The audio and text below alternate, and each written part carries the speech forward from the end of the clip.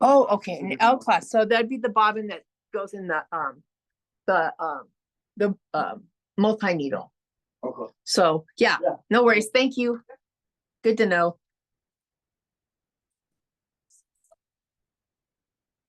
Yeah, I do too. I wear Cheerios all over. She's not home yet. Yes. Good morning again. All right, so today, this is what we're doing. We're doing the Blossom pin cushion, and this one was a super fun project to do. What's really super fun about it is getting these petals, and you're like, oh my God, how do I do that? Pinking shears are like your best friend. And I'm gonna, if you haven't come from a background of sewing, those of us that did had 2 pairs of scissors, only 2 in our sewing kit. One was a pair of dressmaker shears and the other was a pair of pinking shears, because I actually started sewing before we had sergers available to the general public. They were only an industrial machine. So pinking shears was the other option. And I would love to see them make some shorter now, because there's a lot of these Kimberbell projects that have really sharp curves like this. The only way you get that sharp curve to turn is to notch all of that area out. And I'll show you how to do it both ways. I'll show you how to notch it. To notch, I use a pair of scissors that looks like this. It's sharp at the tip. Because if it's not sharp at the tip and it just folds the fabric over when you try to notch into it, you're going to end up, you're going to end up cutting into the stitching line, trying to compensate for where you don't have cut. So I use a pair like this, or you can use a pair like this as long as it doesn't buckle your fabric at the very tip. It has to be sharp. The other things that I found really helpful, as always, I have a clapper. This is how I got my petals so flat. I pressed them and then put the clapper over the top of it to actually really make those curves sharp and tight.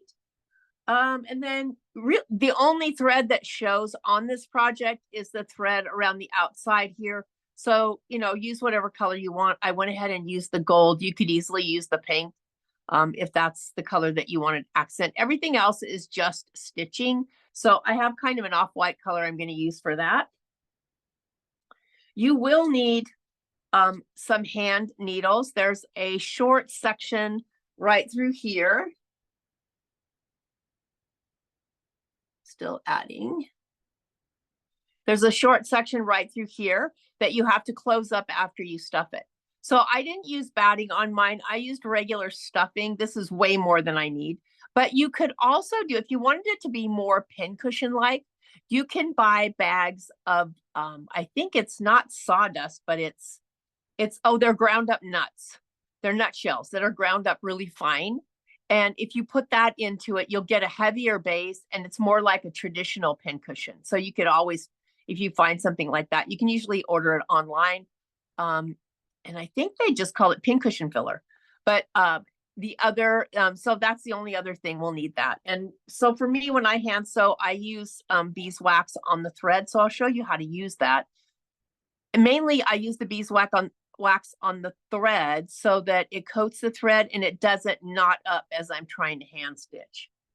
And then I have a little pair of snips here to cut errant threads. And what else is on my list here? Oh, I also have an OESD point turner here. So when I went around the inside here to actually make it, round and smooth, I actually used this mainly because when you clip to make a curve smooth, you have to clip all the way to, but not through the stitching line. If you poke at it with a sharp pointy poker, after you've done that, you're going to just poke a hole in it. So I just went around the inside with this to kind of smooth everything out. I used the large tip end. Let's see what else is on my notes here.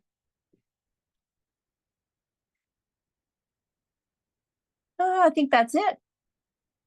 Sharp snips, needle and thread, pinking shears or small sharp point snips, OESD point press, ironing, and a clapper. All right, let's go over what's in your supply list. Your supply list has everything but your batting. And again, I'm going to use fiberfill. So when I open this up,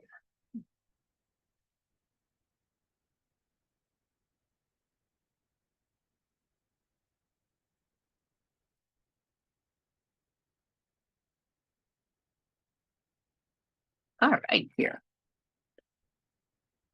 So this is obviously my center fabric and the fiber form or the flex foam from Kimberbell to give it a 3D effect. You have your green fabric, which is the top and the bottom of your pincushion.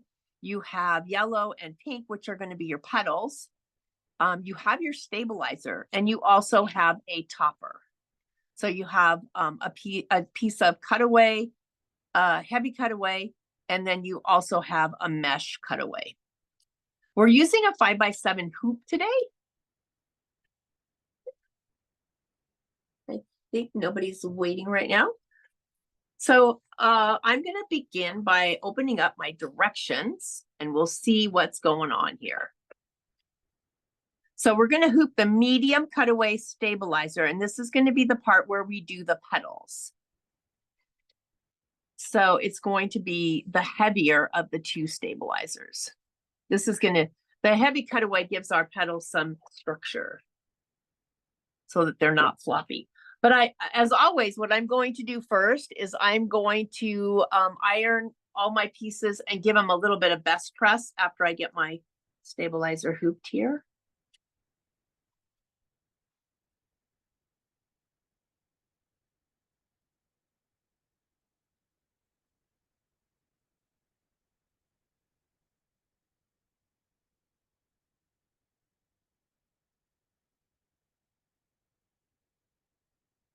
All right, I'm just going to set this aside over by the machine. And I'm going to get all of my fabrics, and I'm going to give them all a light press with a little bit of best press.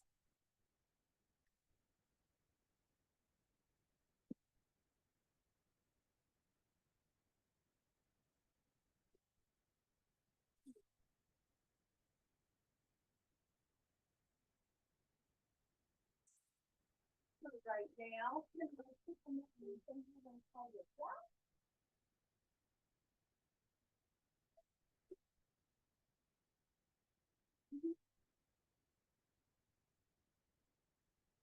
Perfect.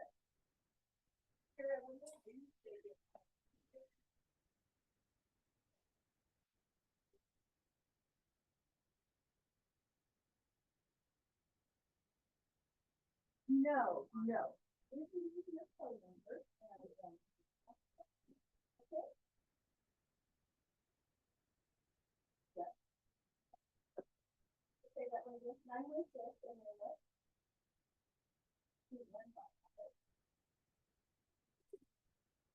Thank you.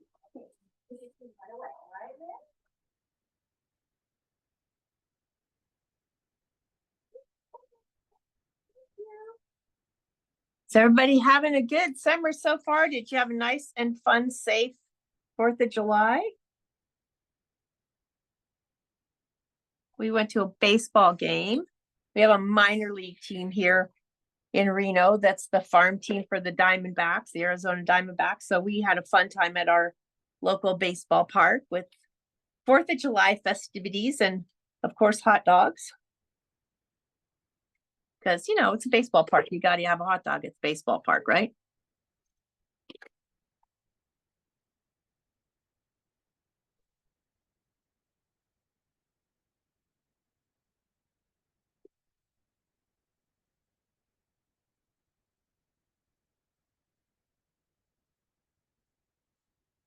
All right. I have all my fabrics. I'm just going to leave them set here. And I'm going to pause for just a moment so that I can dash over to the machine without making you dizzy.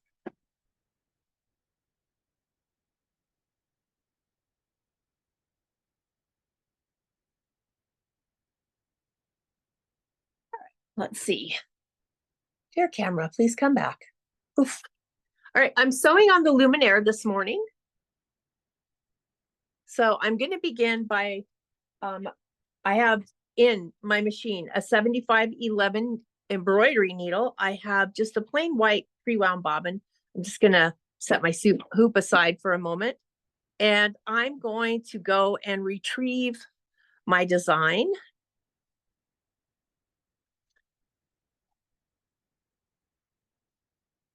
All right. So the first design we're going to be working with is the petals. So if you're following along in the directions, we have hooped the medium stabilizer, cutaway stabilizer. We're on page 5, and we have loaded part A of the design. And so we're going to begin by stitching the placement lines. We're still kind of working with this new classroom setup. I think I like it, but I think I need a little table back here. So if ever I don't have the camera in the right place today, please somebody speak up, because I'm still kind of getting used to the new setup. All right.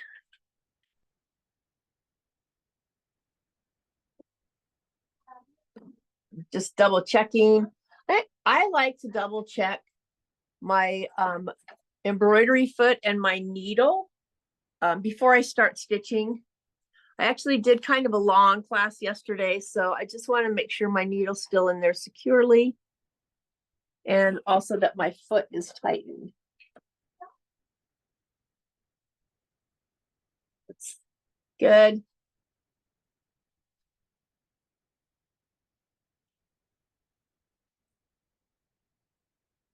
So have you ever had that where you're stitching away and all of a sudden your needle falls out or your foot falls down?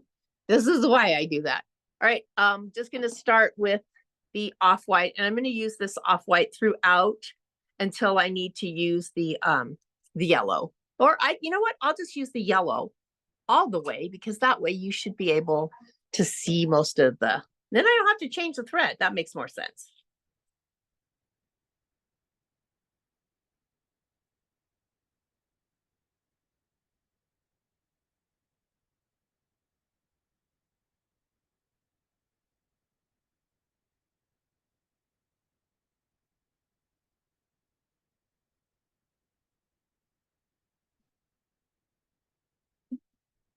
All right, so I'm going to set my embroidery design, and then I'm going to select embroider. And I'm going to embroider down the placement line, which is step 1. And that is actually step 3, it's color stop number 1.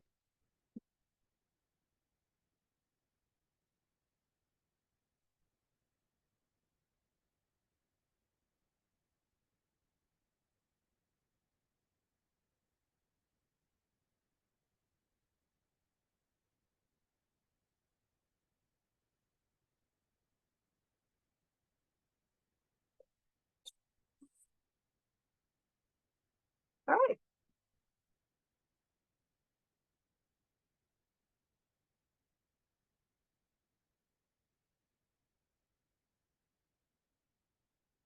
Your next step is to take fabric A, which is your pretty petals, and put that piece down first on top. The pieces are going to go right sides together. I like to fold it in half. I'm not counting the selvage there. And then I usually match my fold line up with the marks on my hoop. And that lets me know that I've got it centered pretty doggone close. So if I, do it this way, I can see I have plenty top and bottom. If I do it this way, I can see I have plenty side to side. And then right sides together, we're going to place the yellow swirls on top. I have like 2 selvage edges. So you always just want to check and make sure that you're going to get coverage all the way around. I am going to add a little bit of tape. This is special tape because you see we have to use it in the store because Poppy tried to eat it. If you don't know who Poppy is one of Jeannie and Patrick's Australian Shepherds. She's Miss Sassy Pants, and she eats what she wants. And apparently it was this roll of thread of tape. So we only get little pieces, and that's okay. And you have Michelle? Yes. Hi, it's Yes. Sharon. I just wanted to let you know I finished my boxy pouch yesterday. Oh, fun. Oh, that was a challenge. But wasn't it a fun class? Oh, it was. It was, well, they always are. But yes, it was a lot of fun. But I just want to let you know it's done. Yay, I have several of them. I love clear pouches. I mentioned that in class because I can organize really well with pouches, with zipper pouches, but I have to be able to see what's in them. Otherwise, it's just another bag hanging there. Right. You have to check. Okay, unzip this one. Well, no, it's not in there. Unzip another one. Yeah. No, the vinyl was wonderful. A wonderful addition. So, but thank you for that. When I get the rest of my, so I bought 2 of the Lori Holt zippy panels, the zippy pouch panels. But I didn't do mine by the directions. I took that. So on you have one back piece that's your back inside, and then, well, actually, no, you don't have a back inside because it assumes that you're going to put the other on the front. So I use the big piece on the back as directed.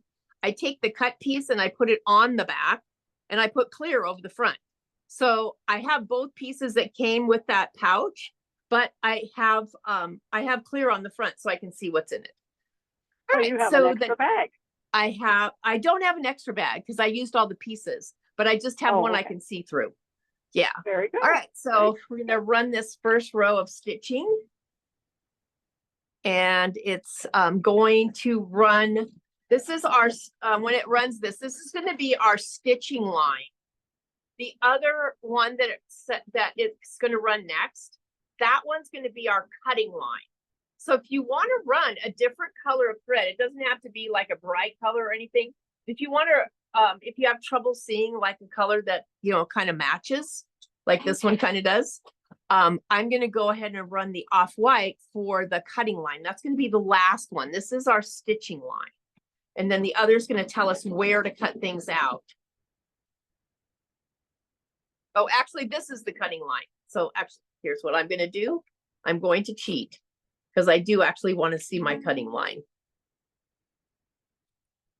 I'm going to switch thread. I'm going to back up and switch thread because I want to see my cutting line.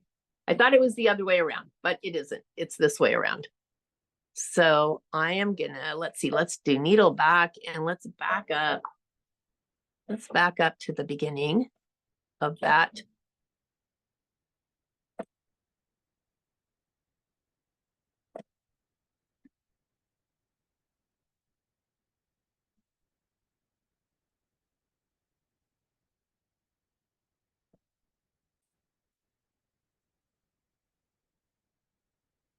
Okay. So I'm going to go ahead and use this white that I think, if I can't see from this side, I have a white bobbin, so I should be able to see from that side, but I want to be able to see from both sides. So for this, I'm going to go ahead and use a different color because this is my stitching line. This is my cutting line. I'm sorry, man. I had to get up really early this morning and go for all the little annual tests we ladies have to do. And I crammed them all into the same morning. But I had to be there at like 6:45 with nothing to eat or drink for 2 hours prior to. So at my house, first we do the coffee before I try to do any of the things, because it's never going to come out right if I don't have the coffee and then do the things. So I'm still kind of got my coffee here. I'm going to finish it up.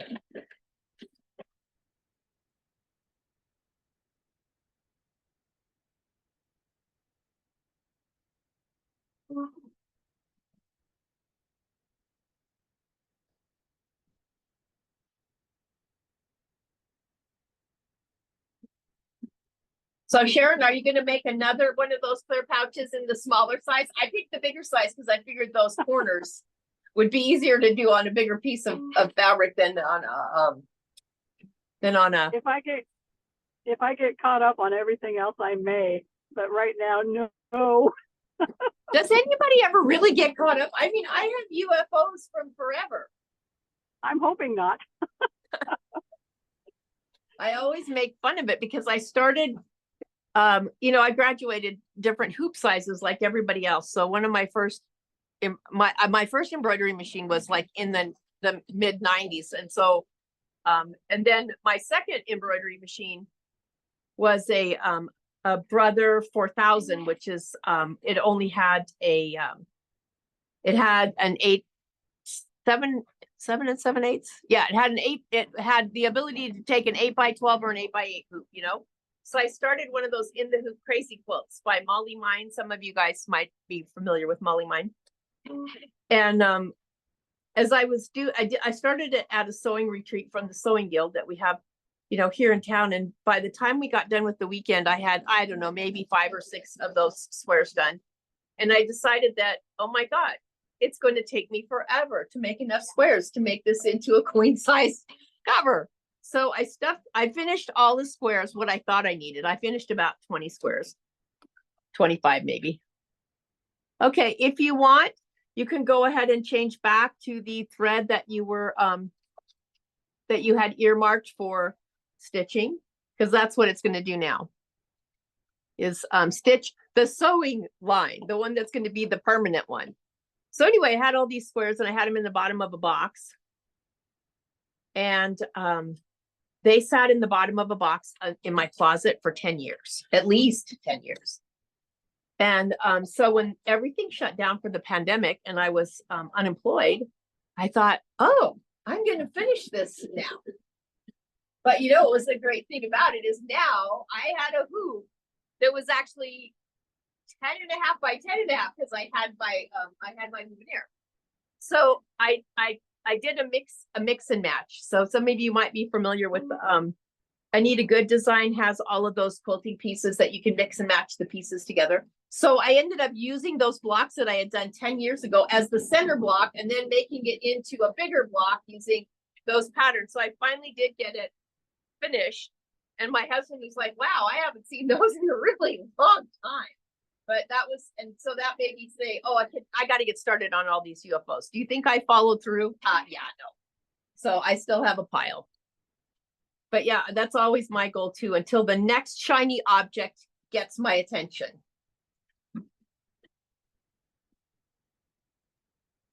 Or A1 puts up another class that you can't pass on. Yes, that too.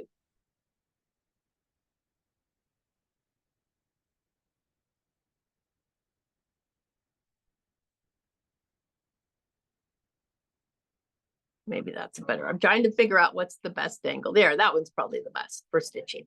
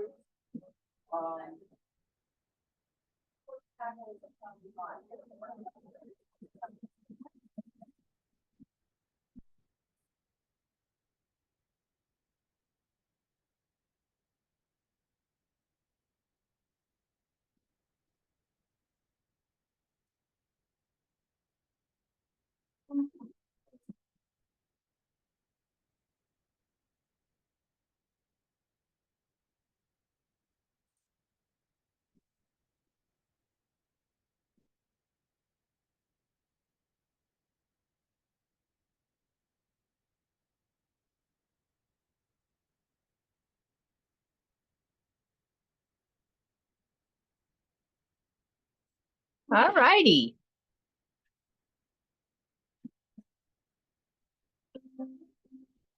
Okay, so I'm going to take this over to the table and we're gonna trim around and I'm gonna explain to you, for those of you that don't already know, I'm gonna explain to you why this is never gonna turn flat if you don't notch all the way around. All right.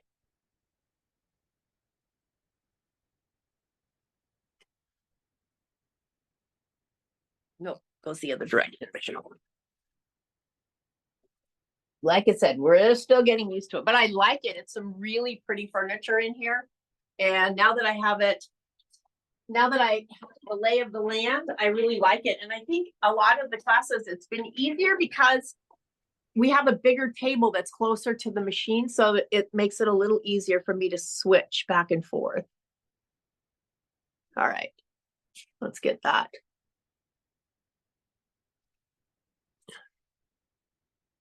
Okay.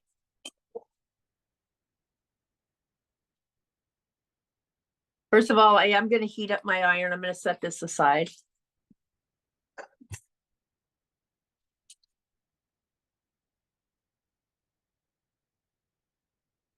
And then I'm going to pop this out and I'm going to cut all of these little petals apart with just scissors for right now.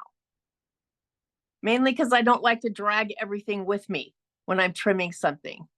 I prefer to really kind of cut them apart first, cut away the excess stabilizer, and then just work with each petal one at a time.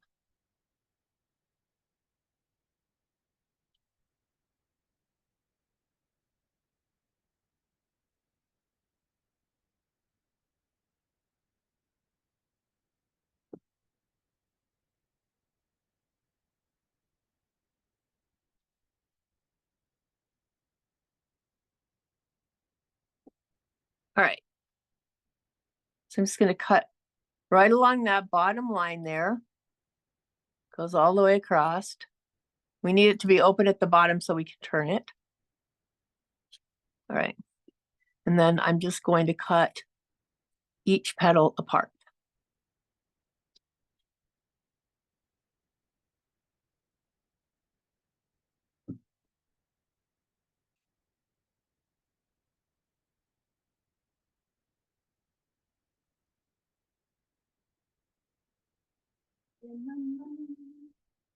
All right. So if I just trim around the outside of the petal like so, and then I try to turn the petal inside out, it's all wonky. Why? Because this is the line that is stitching and this out here is bigger than that. So it's never going to lay down flat in there. So here's what you can do if you do not have pinking shears. Let me see if I can do the real zoomy. All right. If you do not have pinking shears, then you can go around and snip. So right here where the bend is, I want to snip towards that. And then right here on the same side, because I need that to lay down flat, and it isn't going to lay down flat like that. So then the rest of the petal, I use my really sharp scissors that'll snip all the way to, but not through the stitching line. And it's one notch at a time. See, these aren't very sharp. Let's see if the other ones are. So if they're not sharp, get a sharper pair. See that, how I snip at that and I can hear it snip? Because that's what I want. I want a nice clean snip. So what does this do? It takes off a lot of the part of the petal that's too big to turn and lay flat. All right. So then when I turn this, you have to get all of it. You have to get the stabilizer too.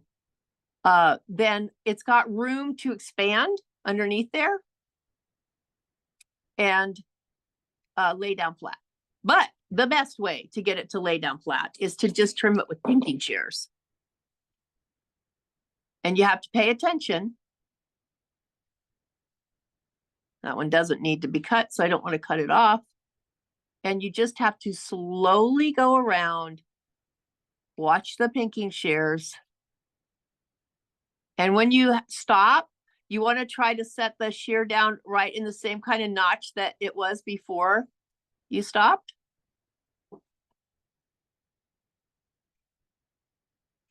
And I'm going really slow.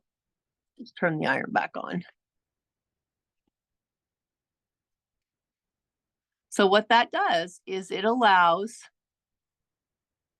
I didn't get through there.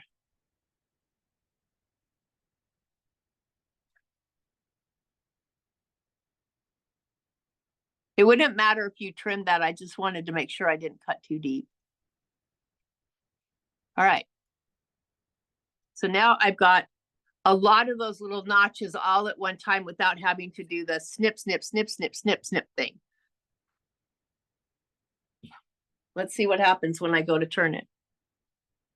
Somebody was asking a question about getting a smooth turn with this. All right. First of all, let's give it a good press before we turn it.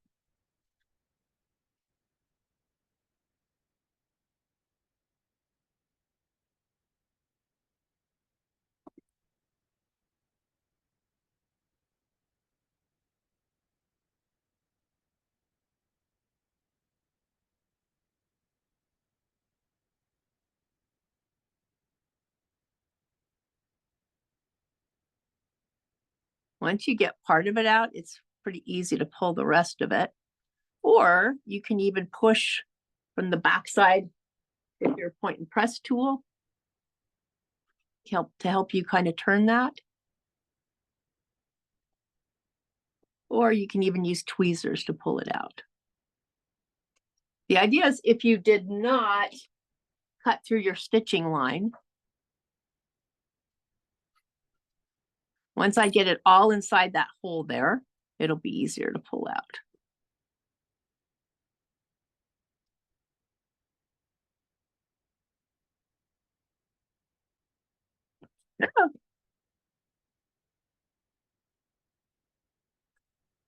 Grab the point there.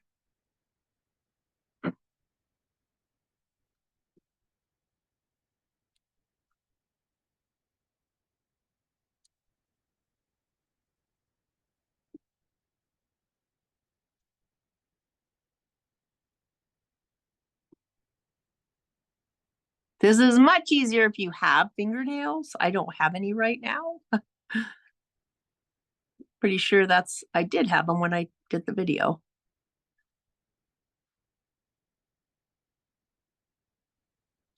And a good set of hemostats might work for this as well, probably better.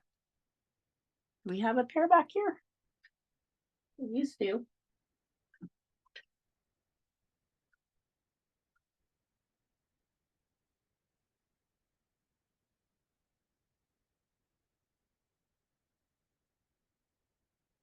There we go. Get that little end in the hole there.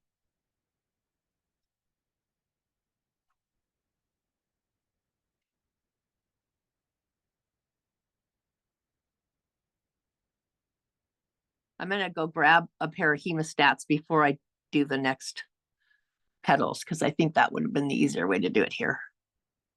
Okay, here we go.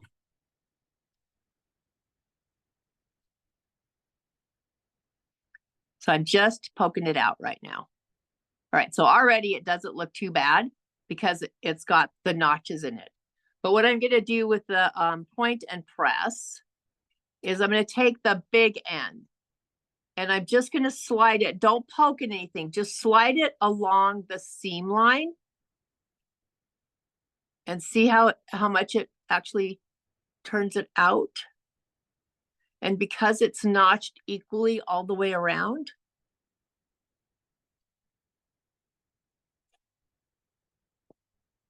that's going to give me that nice smooth curve. Don't poke, just roll that little ball along the seam line.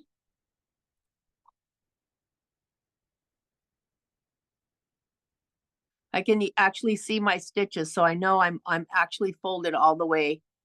I'm open all the way to the seam line. All right. And then I'm going to give it a good press. Give it a little steam. squash it with my clapper. And that's how you get a perfectly flat, round petal. If you don't notch, it's never going to be, you're never going to be able to open it. All right. So there's my razor sharp flat petal.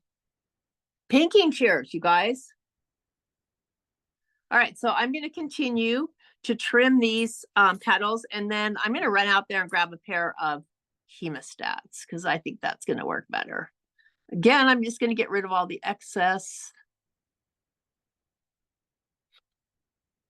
Make sure you have an opening down here at the bottom.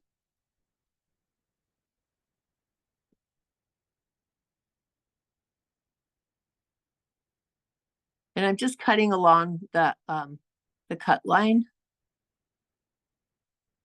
All right, there's my little pile there. I'm going to trim at an angle into where the round meets the straight, the curve meets the straight.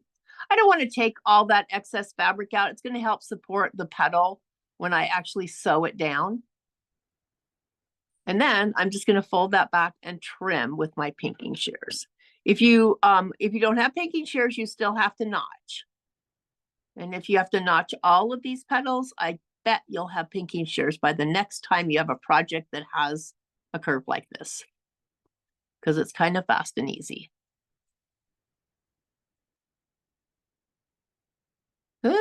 What happened?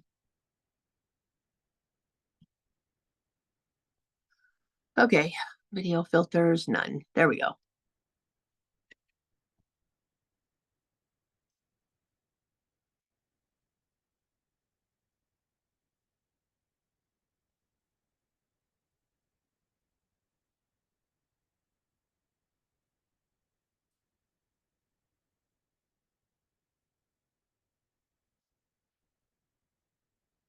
I'm going to go grab hemostats. I will be right back. You can't find them on the wall? I'll just buy a pair. I don't know where they're at, but I need a pair. Yeah, I don't know. I don't see any here either. I know we have them, but I'll just buy a pair.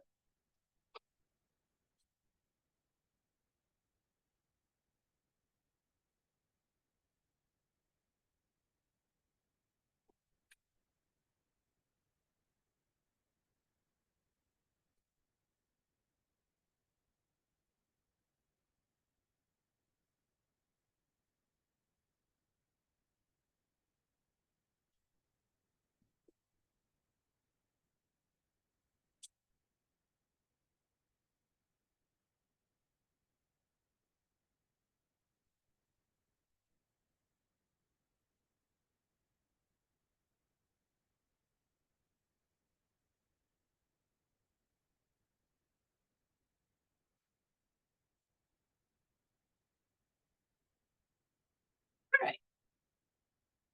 Who doesn't need another pair of Tula Pink hemostats? Because they're pretty. All right.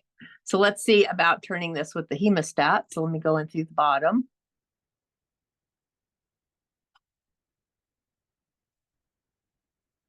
I'm just going to grab that.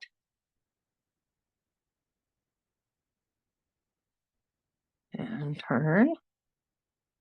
And turn. Oh, isn't that nice? Isn't that much easier?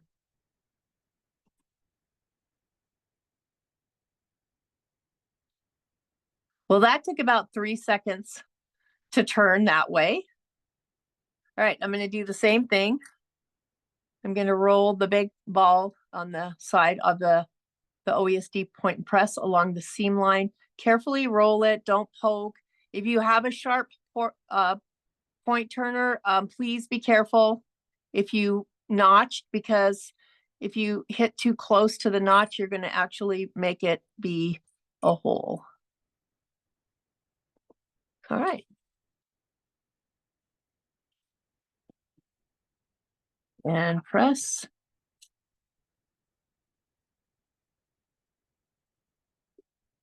And clapper. Not for this, yeah.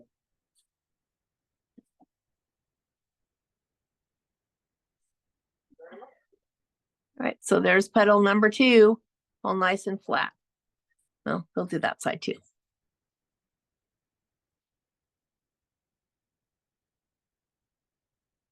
So if you've never used a clapper, I use them in all my classes. It's always on my supply list. You're like, dear God, does this girl do anything without a clapper? I do not, because anything that's got to have a flat seam has got to have a clapper.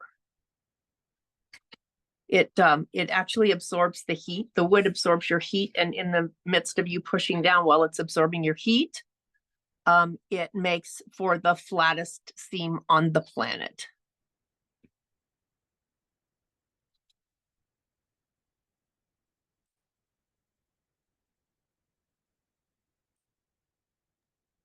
Michelle, do they make a smaller Pinking shear? yeah, Nope. I asked Jeannie the same pinking thing. So I shears? said, I have Jeannie, bulky ones. I do, yeah, I do too. These are a pair that we got that are new, but I told Jeannie, I said, why don't you call Martelli? Martelli always makes the things that nobody else thinks about. And so she did mention it to Martelli. Whether they act upon it or not, is another thing. But I said, yeah, the other thing I said, this one is like a 5-inch blade. It would be nice if we had a pair of pinking shears that was just like this big, with just maybe a 2.5-inch blade on it for things like this. Cause then you could get in. Yeah, those are these. The big ones, yeah. And these are really nice. These are Martelli, actually. Martelli sent them. She ordered some of these from Martelli. So we know they have the means to have them made, but we'll see what happens. I think it would be a great idea because, let's face it, projects have changed since the first pair of pinking shears came out, for God's sakes. Let's you give us all this other stuff. Why can't you do this? And I don't know, maybe not enough people have thought to ask about that they're like, I don't know, sounds risky to me.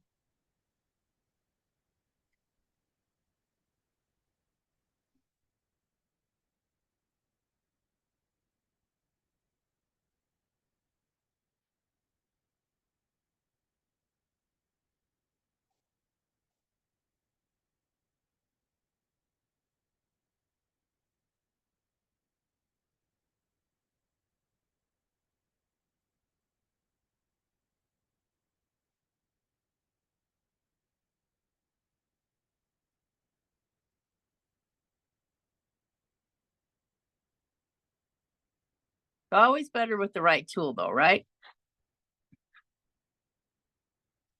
Like struggling to turn the first one when I could have just gone and got the hemostats to begin with. Because, who does that, right?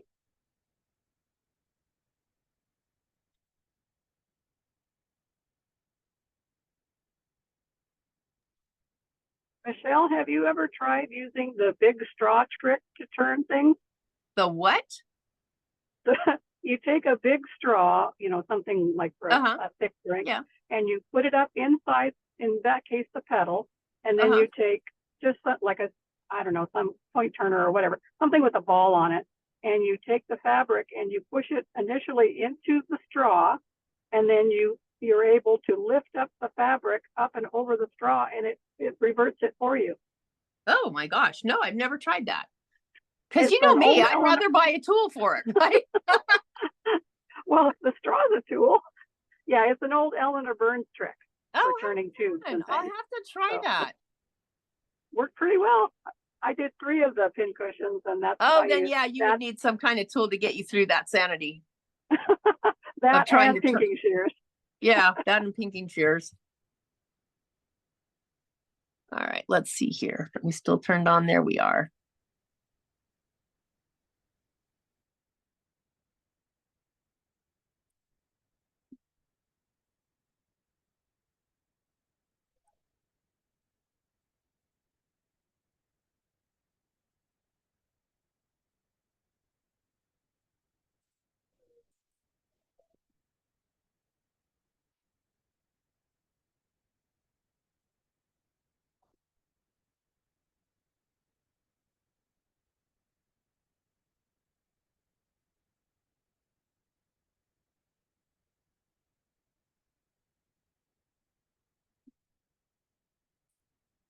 Ooh, nice flat pedal.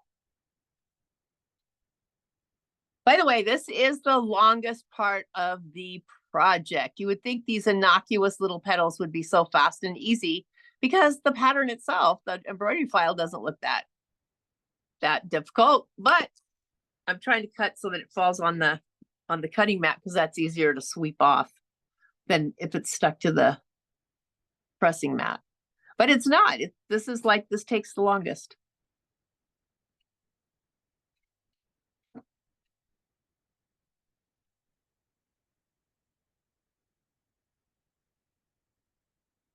So Sharon, I'm assuming that you have electricity, so you obviously aren't in an area of Texas that was near the Hurricane Beryl, right?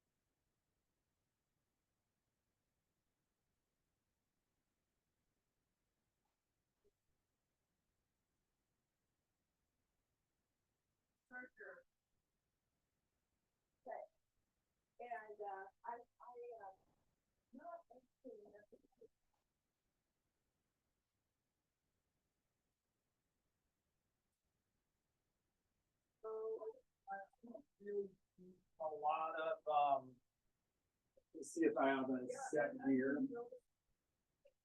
Yeah, I mean I've got like the value packs for water. Like I've got something like this. Oh, yeah. I've got something like this.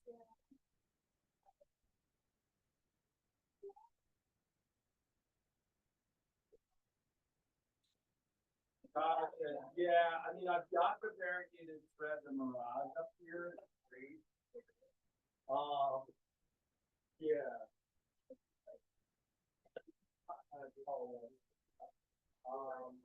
Yeah. So I have that. I don't know if I really have much in the way of ice for. In the very Yeah, I could have, I've used this on my wall. Yeah. Yeah, variegated ice.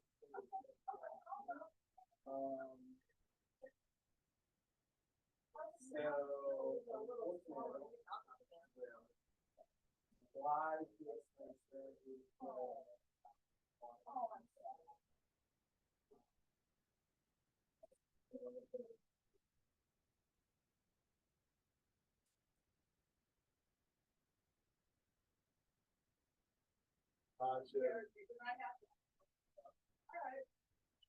Patrick, there's variegated in the Tootie. You could put that on a long arm.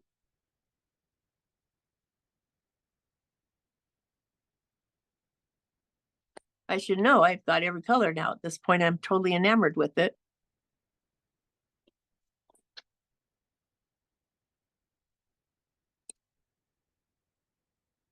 All right. So this is my example.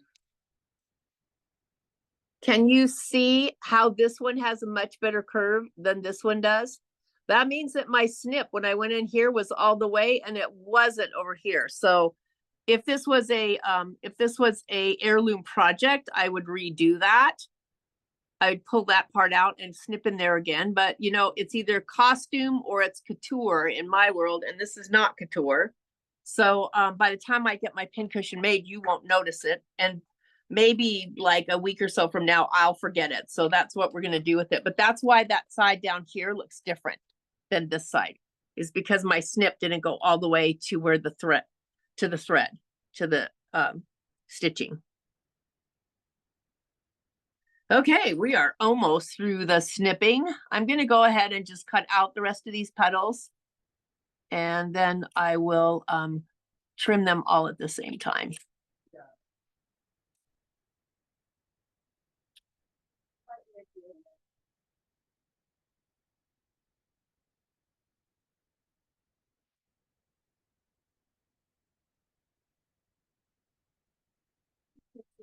stacking on the roof of pipe tray and chemistry and stuff. So good. Okay, Keep giving me this. okay, I will go out in a second. Okay. Yeah, no problem. Well, I'm good.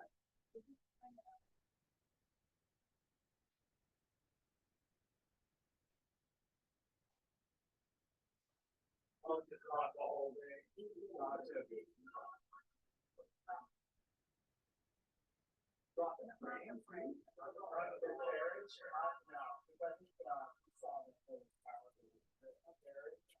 Yeah. I'll grab it. So it's so funny. Today the phone is like ringing off the hook.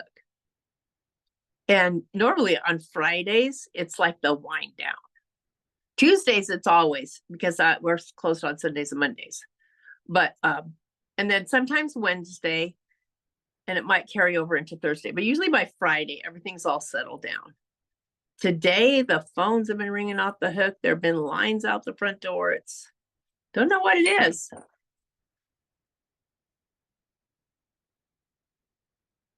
And we're all ready for Jeannie to come back. We hope she had a wonderful time, but we're all ready for her to come back.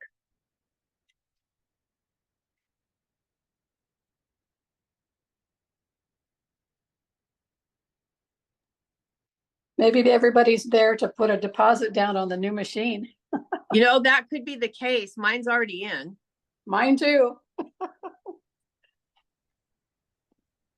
I think because I worked for Brother, I know that when they do a new top of the line, it's usually pretty awesome. And it usually blows. I mean, even when I worked on the education team, sometimes some of the things that they would think of would blow me away. And it's like, I don't even want to experience FOMO because I know I will experience FOMO. So mine's already in line. I'm already in line, ladies. We are very excited and have a road trip planned from Texas to come out. So, Do you really? yeah. Oh, yay. I don't know if you're as excited as I am, because I've been excited since I figured it was coming this year. They used to be every 5 years, be a new top of the line.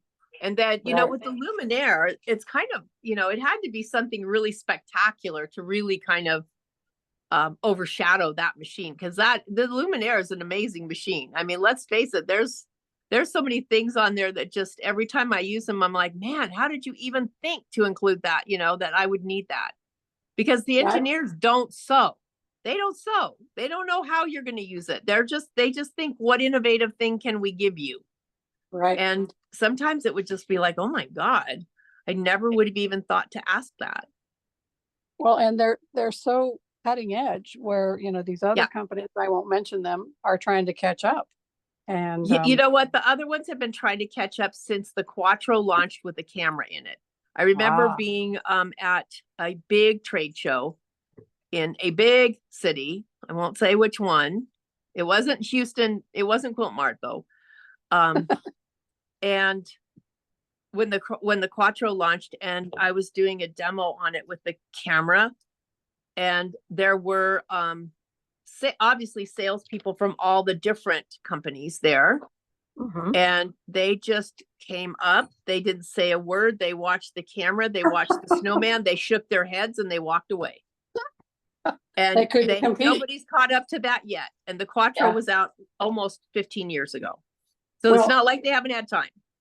The Bernina is, boasting, and I'm a former Bernina addict. They're boasting, now they have a camera and you can place your design where you want it to be and all of these things. I'm thinking, that's been that for years. We've been doing that. I know. Well, they now have a technician that they stole from Samsung. So, really? Because I think they realized that, they need somebody with technology savvy. Yeah. And so now they're, going to go in that direction. I'm never going to knock it. You won't hear me knock a Bernina machine. No. Because I know that the stitch quality on the sewing side is going to be hard to beat by any company. It's the stitching on the sewing side is really pretty amazing. But my husband's cousin, who he refers to as his sister, since her mom raised him after his mom died, is again a hardcore Bernina addict. And so when she would come to visit, I would take her to visit the stores in town that had Bernina, and I never said a word about it. You know, she knew what I did. Right. And I never said, oh, I'm going to be here, come and see me. Other than I'm going to be here. Do you want to have dinner after the event? So, you know, because I figured everybody gets to make their own choice, you know? Right, right. I know technology wise, if you choose something else and then it doesn't go with the scan and cut, I don't want to hear any whining. But I always just, you know, was really respectful of everybody makes a choice. Exactly. So what was I doing? I had to have another commitment. I think I was working an event here in town when she was visiting, and John calls me, my husband calls me on the phone and says, Elaine's in your sewing room. Should I ask her to leave? And I'm like, yeah, no, just leave her in there. She's fine. She went home and bought a dream machine. I didn't say a word to her. I didn't show her anything. I didn't do a demo, but the one thing on her Bernina that they could never fix, that her dealer at that time, I don't know, it might be better now. The dream machine was out, you know, a few years ago. Is the big hoop. She could never get her big hoop to register. The registration was always off. And I forget what model it was, but you know, I think her last question was at that time, because there were no scan and cuts at that time, or they might have been just coming out, and there was no inkling that they would all, you know, play together. But her thing was, well, I only have my Bernina software and I know how to use it. I'm like, that's fine. You don't have to have more software. Just leave it out as a PES. All is well in your world. You know, so I'm not, you know, the best software, the one you know how to use. Exactly. But yeah, I'm pretty excited. Yeah, no, I would never knock another company either. No, I never have. I just love the way that the scan and cut, my 10 needle and the Luminaire all talk to each other. It's just, and the software. Pretty hard to beat. Exactly. Stay you know, tuned. when everybody plays nice, it's pretty hard to beat. That's right. So, and I'll be starting a new round after the launch. When I see, because I don't know either. I mean, Patrick's, you know, kind of pulled my, you know, my covers off this morning by saying, oh yeah, I can talk to all the educators. He's right. I can talk to all the people I used to work with, but they're under the same restrictions I was when I worked there. And that is a non-disclosure, or you could lose your job. So I would never ask them, but my friend Jen can confirm or deny something that I already know. But she can't tell me anything. It's kind of, and yet I don't ask any questions. But yeah, that's Cindy's favorite line. I can neither confirm nor deny. Yep. I get it. And we're all really excited, myself included. Yes. I mean, you don't know how hard it is for me being on this side of the sales thing now is not knowing, because normally I would have known everything. First of all, I would have probably heard talk about it in the January meeting. And then I would have known for sure at the May meeting. Oh gosh. Yeah, that's got to be killer for you. It is killer. It is absolutely killer, because I'm in the same thing as you are. The only thing that's different is I know better than to believe everything that's said by people that don't have all the information. I just blow it off. It's like, if you don't have actual proof, then you should not be speculating to the point where you're trying to make speculation real. Right. So that's my advantage. And I'm like, yeah, well, we'll see about that one. We will all know when we all know.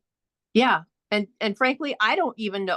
Patrick and Jeannie know more than I do, because they have the spec sheet. So I'm waiting for Wednesday too, to find out everything they know. I mean, I think I know a lot of it, but I don't know what they don't know, and they don't know what I don't know, and vice versa. They don't know what I know, and I don't know what they know. So it's kind of fun though. It's fun. It's fun. I think the whole thing is pretty exciting. Yeah. And even if you don't buy a new machine, that's fine. That whatever you have, if you're happy with it, it's amazing. You're joining us here today. You're having fun. And isn't that why we bought these things, is so that we could have fun? So yeah, my hardest decision is going to be, do I keep my Luminaire or trade it in?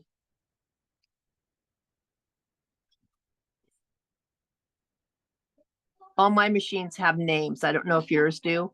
All of mine have names, so they become more personal. Yes, my scan and cut doesn't, but the 10 needle and the Luminaire do. Yeah. Mine's Beastie. My 10 needles Beastie. My Luminaire's Bell. Guess you can't tell where my mind is. My 10 needle is Sharky and my Luminaire is Lumi, which I imagine is most everybody's. Yeah, Lumi. Well, it's something. Well, and then it's easier to find them in the apps if you give them a Yes. name, if you have more Yes. than one that connects. So instead of sewing machine number 695. Yeah, exactly. Actually, no, it's not Lumi. It's it's Lulu. What did I Lumi? That's a Lulu? deodorant or something. That It's is a Lulu. deodorant. Yeah, it's not that. Okay, raise of hands, lady or ladies. Who names their machines? I want to know whose machines have names. Okay, Carolyn has named hers. Yep, we all do. It looks like a lot of us do. That makes it harder. It really does. Even though it's an inanimate object, it has a name. And I used to ride horses a lot. Of course, I've never lived in a place where I could keep it. So I used to have it, my horse boarded, and where I boarded, the guy was a horseshoer, but he came to Nevada from Wisconsin. And you know what's famous in Wisconsin, right? Cheese. So we had a whole herd of cows at the ranch.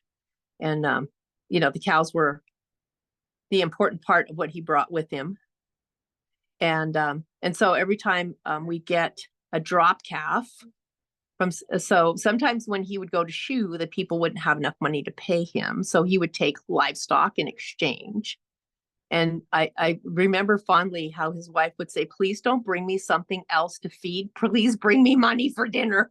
But they're drop calves. They're little calves that from a milking cow. And I would name them and they were always, black and white. So I'd always name like Oreo or Super Swirl or something like that. And she's like, please don't name the cows. It's really hard. Please don't name the cows because, eventually they're going to be dinner. Please don't name the cows. All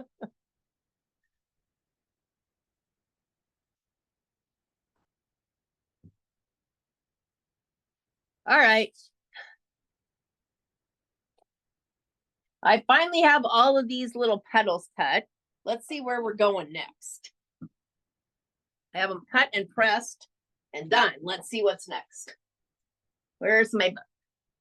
I have a feeling it has something to do with cutaway stabilizer. All right, I have all of my petals done on page 5. So I'm flipping over to page 6 and I'm hooping the light mesh stabilizer.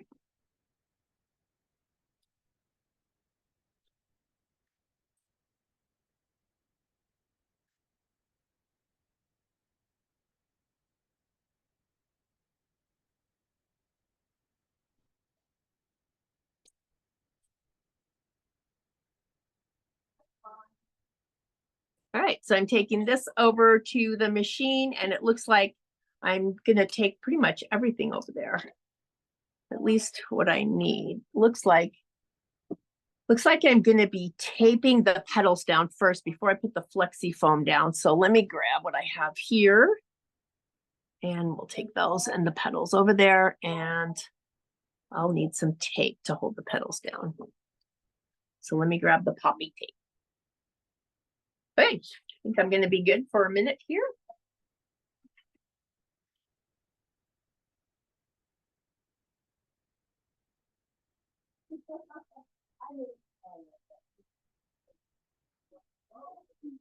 Come on, give me the camera. Give me the camera. I haven't figured out quite where to tap, so it gives me my choices at the bottom. Come on.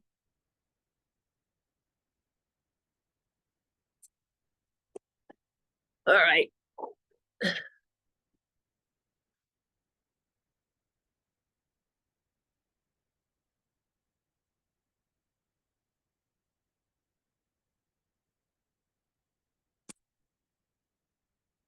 Okay.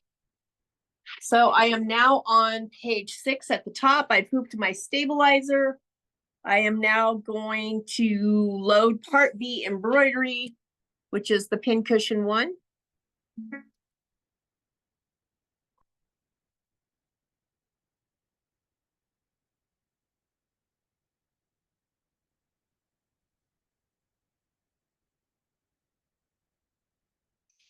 All right, so the first thing to sew is step 3 on the top of page 6 is going to be the pincushion placement and trimming line directly onto the stabilizer. So, and again, none of this stitching is going to show except for the satin stitch that goes atop across the front. So I'm just going to leave the yellow in.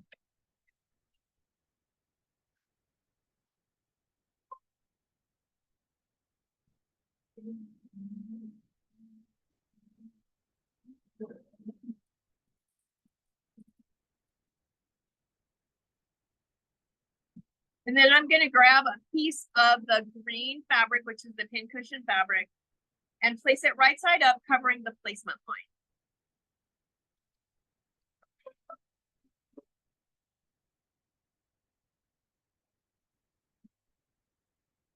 Again, I will just fold in half, eliminating the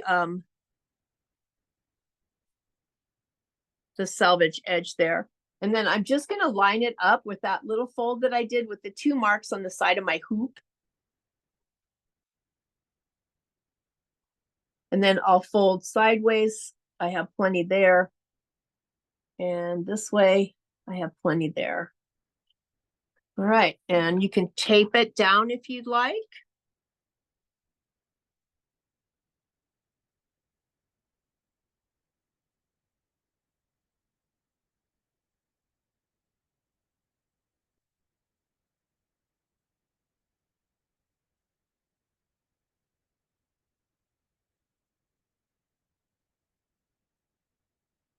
And then you're going to stitch that color stop number 2.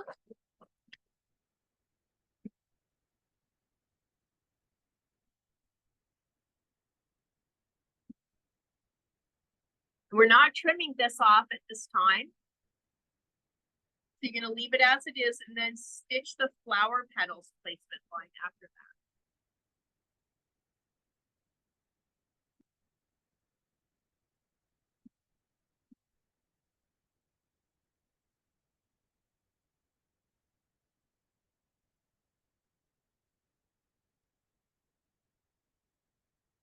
So I'm going to go ahead and make the, oops,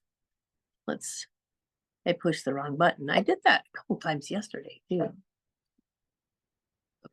So now I'm going to stitch the placement line for the flower petals. My flower petals are off to the right here.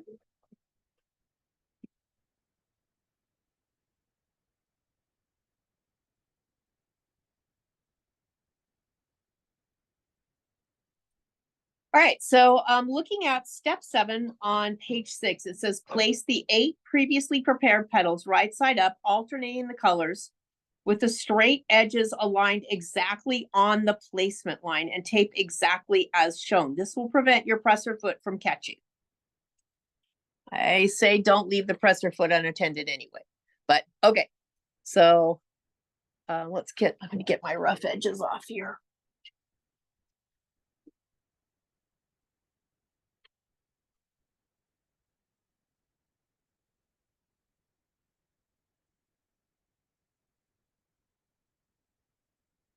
Here's petal 1.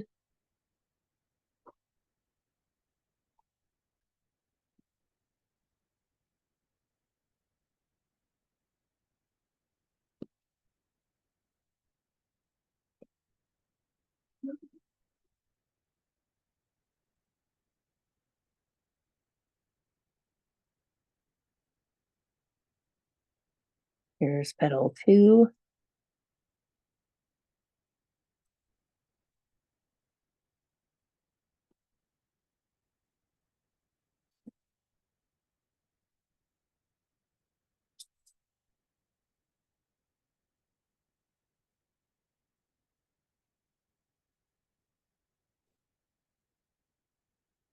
So I know some of you are on the A1 sew along page. And if you haven't already seen it, I have to give a shout out to Lynn Geldmeyer because she did the pincushion in Halloween fabric, and I love Halloween. And it just the same thing. It looks adorable. It looks absolutely adorable. It makes the best little pincushion project. And what a fun gift. What a fun gift. I mean, I have some sewing friends that I've made over the years, and it would just be a perfect fun gift to send to somebody. And you know what? It doesn't matter if it's perfect because you know what? I am always thrilled when I get somebody's sewn gift and they're I don't want anybody to think, well, it's not perfect, so I can't send it to her. And I'm pretty sure your friends feel the same way. So if you want to share something fun with them, you should.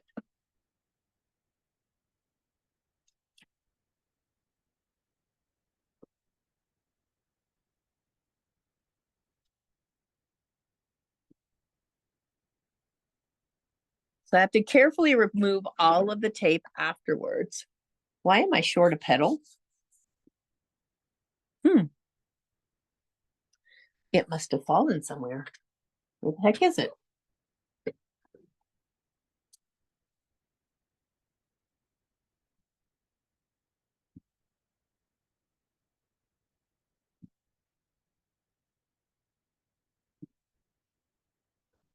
Not in the trash can. I didn't throw it away, but oh, it's still underneath my flapper. Okay. Glad we solved that one.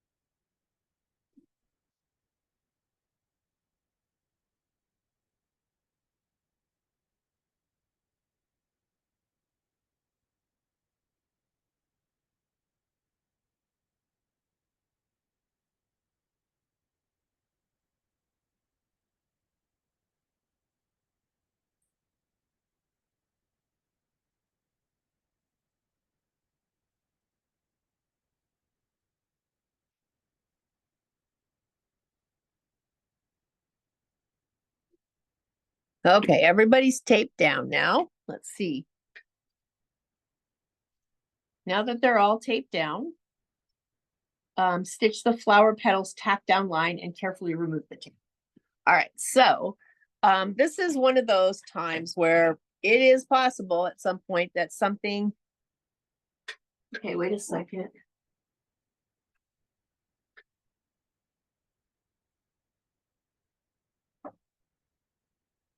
You know what, Liz, we haven't, there was no SF 101 or anything to put on the back of the fabric.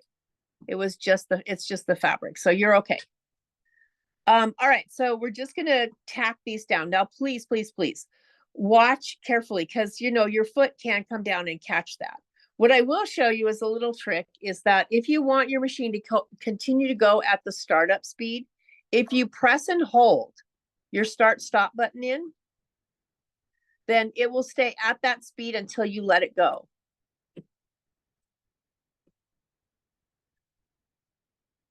When you let it go, then it'll increase speed.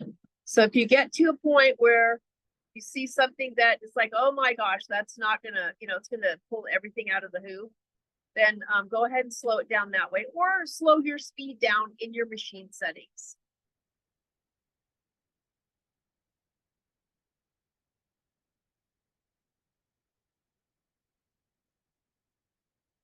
All right, I'm gonna grab my tweezers so that I can get all of that tape out of there.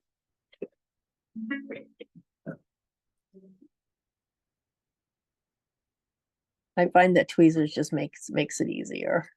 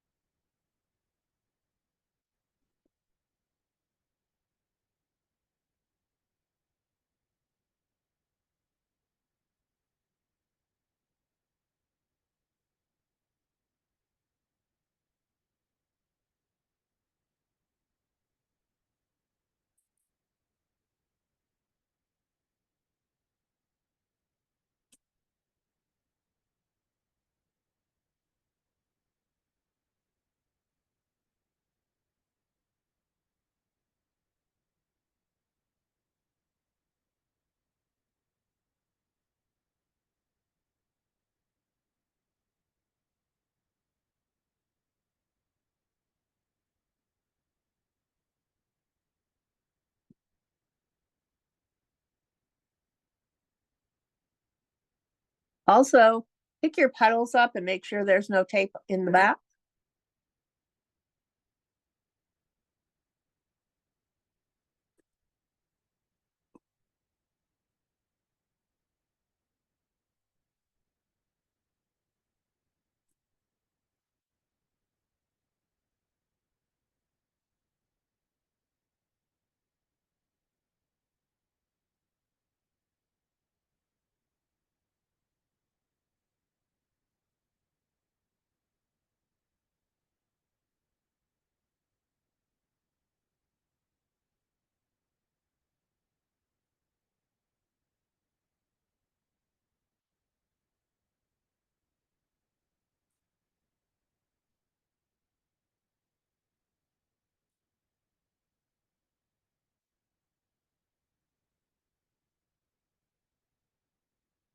All right.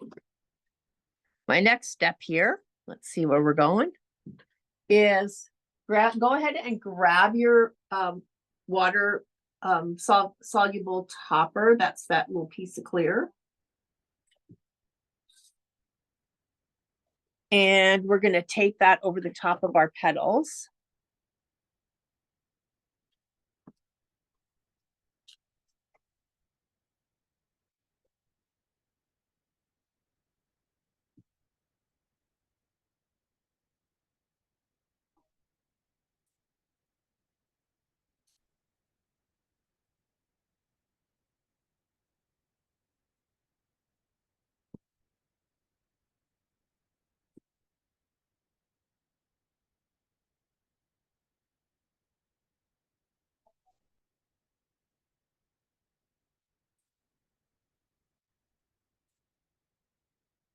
All right. So you should have all the tape off of around your petals. You should have all of the tape removed under your petals. You should have your piece of clear topper over the top of the petals. And then we're going to run the next stitch, which is the flower center base. This is where the center of the flower is going to go. Awesome, very good.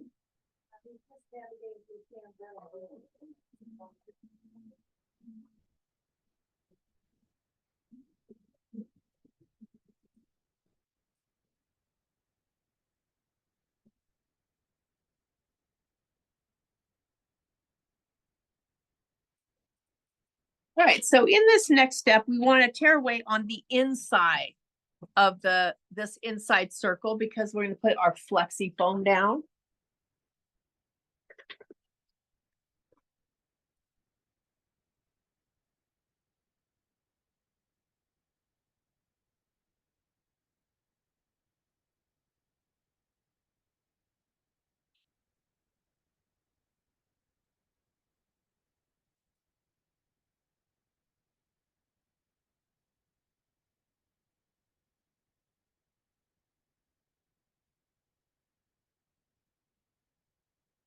All right, so leave the other stuff there. And then you're gonna take your flexi foam. So we are on the last step on page 6, so step number 12. We're gonna place the flower center base flexi foam, cover the placement line and tape the corners. So there's our placement line. You got a really big piece of flexi foam. I think I'm gonna hold mine, and here's why. If I tape it to the, am I pulling that off on the next step? No, I'm leaving my topper on. That's what I thought. I'm leaving my topper on until I get the piece of fabric. So if I tape this down here and then I go to pull the tape off, I'm probably gonna tear my topper. So I'm just gonna slow my machine down. I'm gonna slow it down to like 400 just for this one. And then I'm just gonna hold it in place. You can go ahead and tape if you want to tape, but I don't want to tape because I want to be able to salvage the topper until I get the rest of everything on until the directions tell me to take it off.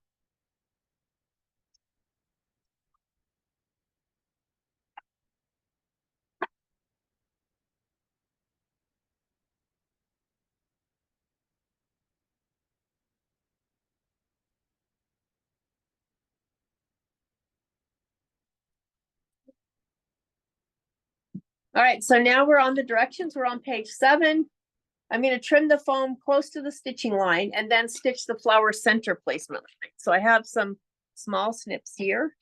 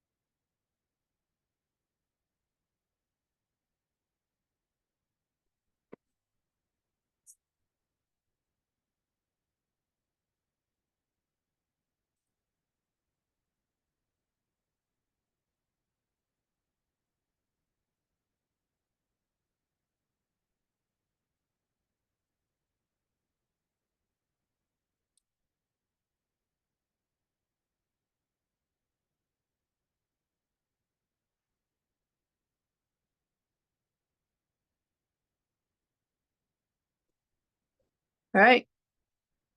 I can turn my machine up again now. All right, so I've trimmed. I have completed step number, I have completed step number 14 on page 7. I'm going to now stitch the flower placement center line. So this is just the placement line.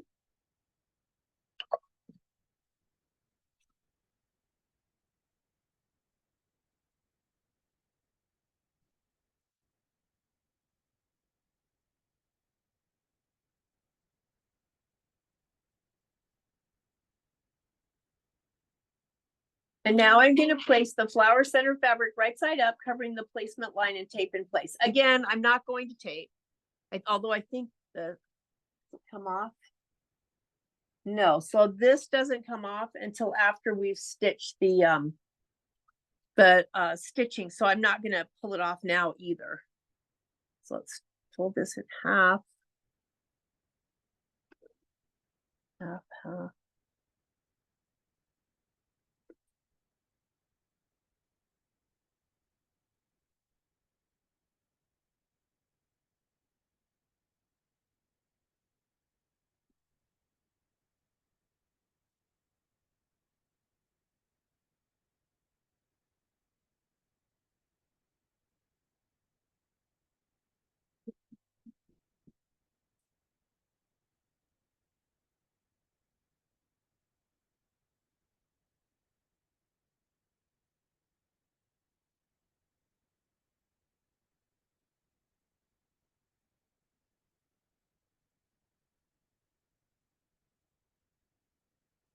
All right, so I'm also going to trim this close to the stitching line.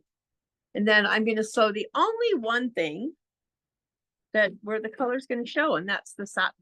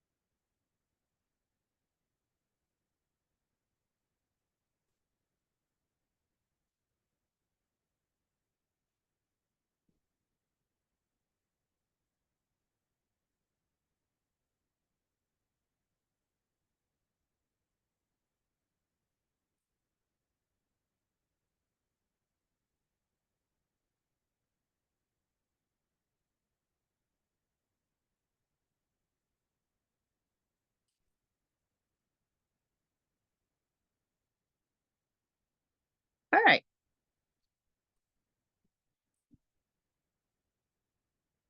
So now we are going to stitch color stop number 9. So let's see what the book says here, which is going to be the center satin stitch outline. And then after this, we'll remove all of the tape and tear all of the excess topping away. Michelle, when did you add the second piece of topping? I didn't add a second piece. I just didn't tear it off before it hasn't asked me to tear it off. Okay, So I have what two pieces. Okay, then you got an extra. Okay. Save it for another project. You know that the topping, there's some parts of your project that I swear to God are the hardest things when we kit. And sometimes you get two because they stick together, you know? They like to be buddies and so you got a bonus. So the other reason why I didn't want the topping to come off is because now I don't have to worry about the foot hitting the petals and pulling the petals up because they're still covered.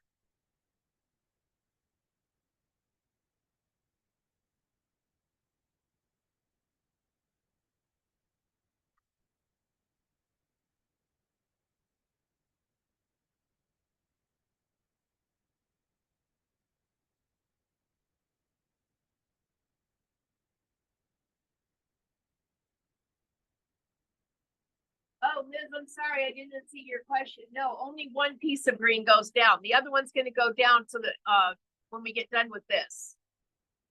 So only one piece of green went down, and that was like the first, one of the first pieces we put down.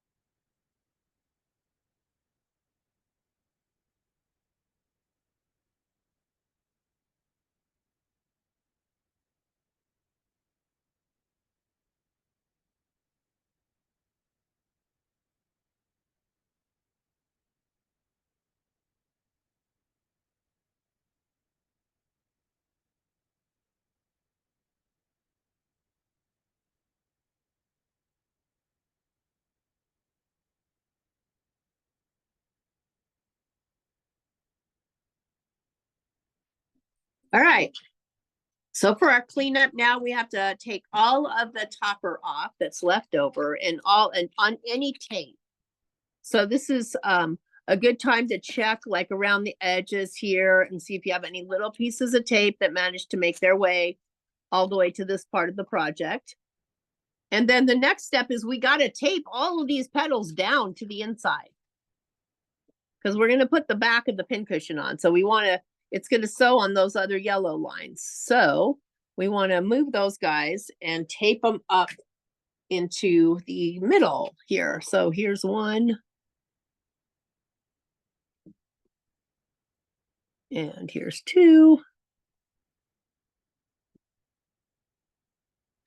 Don't worry about getting them really close. This is the line that it's going to stitch on. So as long as the petal avoids that line, you'll be okay.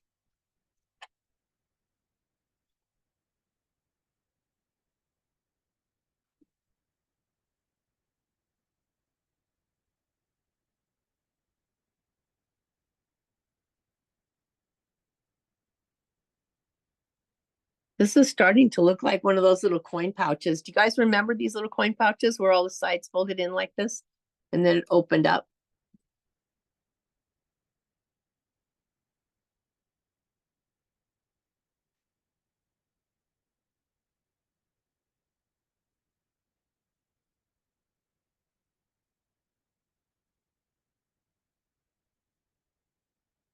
All right. So it should look like your little donut, almost looks like a little donut in there too. Then the next thing is you're going to take your other green piece and you're going to place it over the top. So I'm folding it in half around my selvage edge here. And I'm just aligning it. It just makes it easier if I just try at least to align it side to side first. So I just placed that little fold. So when I folded it right sides together, place the little fold line along the halfway mark on my hoop, and then unfold. Oops, got to unfold it with your when you're hanging on to the back.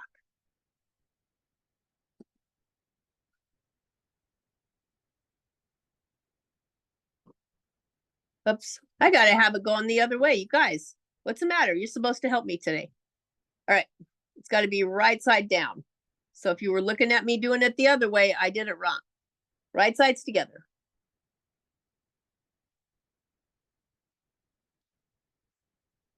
You guys can't let me get away with that stuff.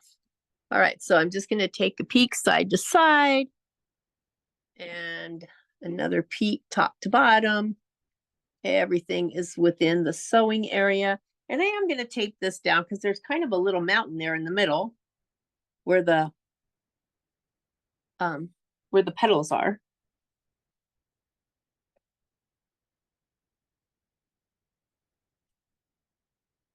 Right.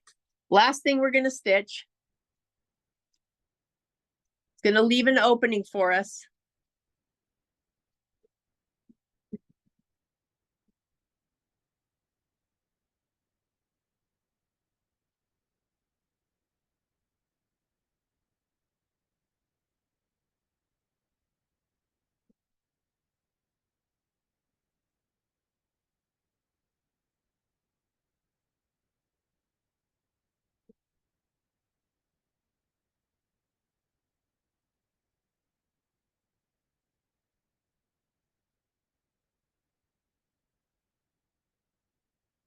All right, we're done stitching. We're done stitching. We're on to stuffing and trimming. So take this over to the table. Come on, give me the camera. Boop.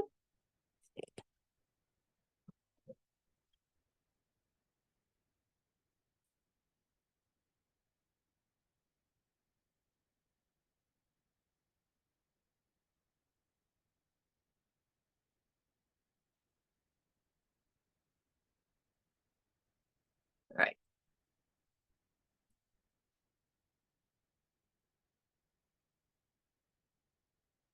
All right, so we are It says beginning at the point indicated at the arrow, fold the fabric wrong sides together until the edge of the fold is 1/8 of an inch from the tack down line. So turn your irons on. This is going to be a helpful way for you to see where you need to stitch. So I'm just going to take this out of the hoop because I can do that without the hoop. You can leave it in the hoop if you have an iron that'll fit in your hoop. I have a big iron today.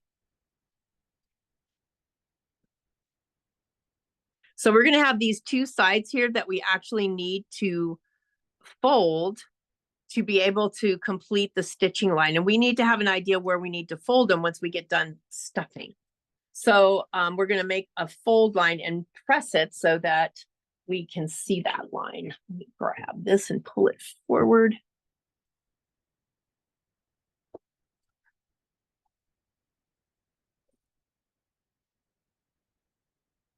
Right, so I'm gonna fold the top part this is the line that I want to make it 1/8 of an inch longer than. So I'm just gonna match up to it and then roll forward a little bit. And then give it a good press. Whoop, must have had a piece of tape there. So what I'm gonna do, so I don't do that again, is I'm gonna cut away my stabilizer.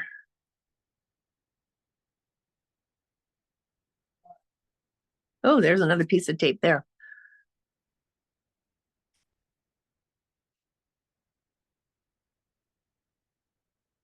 And there's tape here. Let's take that off.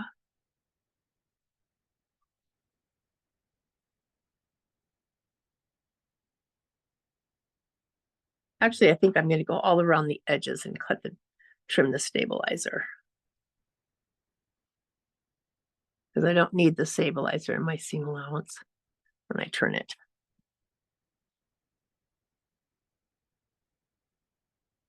Careful, don't cut your seam allowance or your fabric.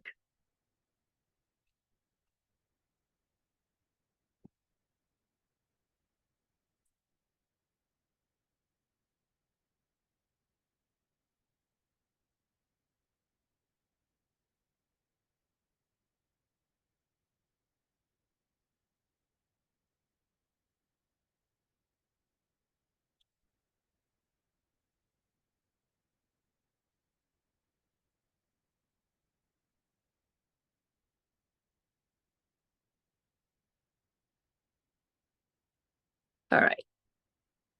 I'm going to get rid of that wad of thread right there too.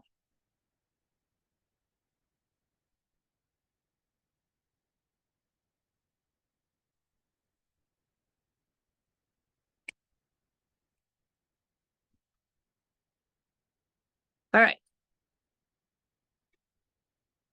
Good. No loop stuck to the iron. All right. All right. So I'm going to fold the top fabric. When I can see this line that was the stitching line on the other side, I match it up and I roll forward a little bit. I'm only wanting like 1/8 of an inch extra.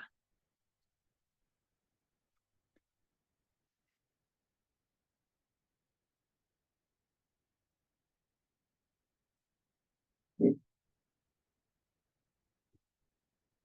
then I'm going to do it on the second fold as well. Second line too. We have kind of a big hole here. And then we're doing it on, kind of an angle. So, all right. So now I'm going to take this one and do the same thing. Match it up and then roll it forward a little bit. Make sure when you press this that you don't unpress everything you pressed in the other direction. So I'm not going all the way to the edge. I'm going to the line there, the press line from the other.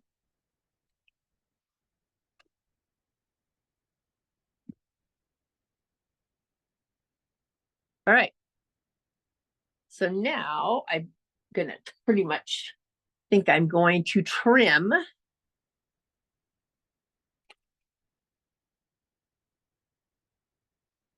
good, I'm sorry, they call you. Are you there? Okay, here's my point. I'm gonna kind of let it fall into the point. And then I'm gonna press this point right here too. I am gonna, I am going to trim the fabric, but I want to make sure that my little presses are in there pretty good.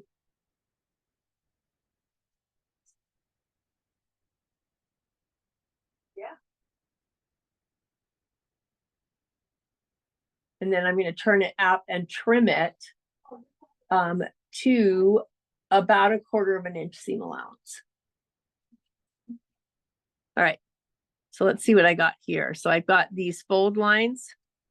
I'm going to trim to within 1/4 of an inch, but what I can do is just trim it along with the rest of it now because I have the fold lines there to help me. So I'm going to trim to within 1/4 of an inch of this last stitching line. Hang on to the one you just pressed. You want about 1/4 of an inch.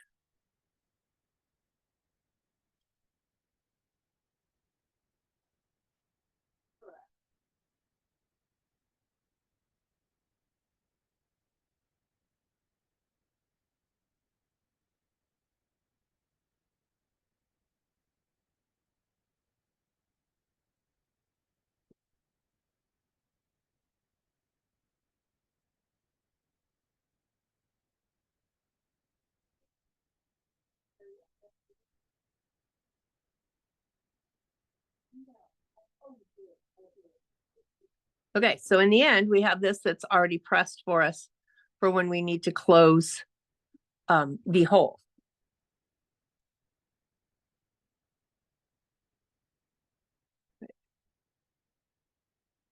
All right, so we need to, oh, that's too big.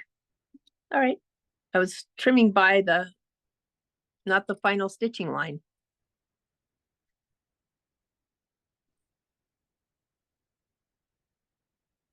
Here, I thought I was getting it too close.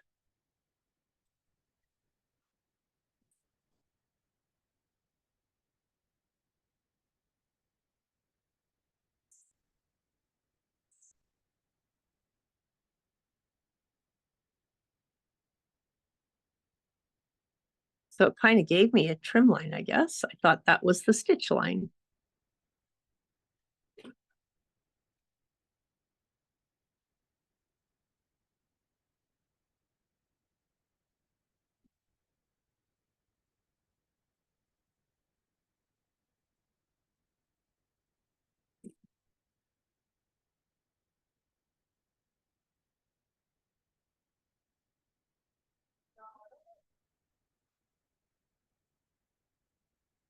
All right, so now I want to clip these little corners here.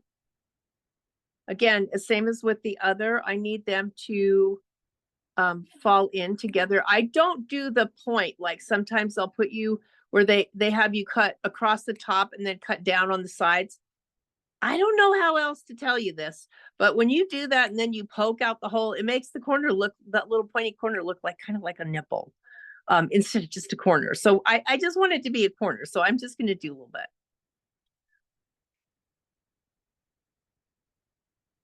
Okay. I don't want it to be pointy. I just want it to be a smooth transition. Plus you have to put some batting or some stuffing of some sort in there. All right, so I'm going to turn it right side out.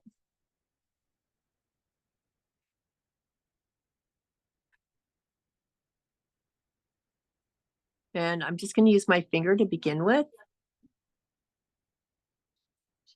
And all right, and again, I'm just using the point and press, but what I do is I start at the seam line and I just push towards where that point is. And I'll do it in the opposite direction on the other side. I'll just push, I put the ball on the seam line and then just push towards the point. So it just gives you a smoother transition.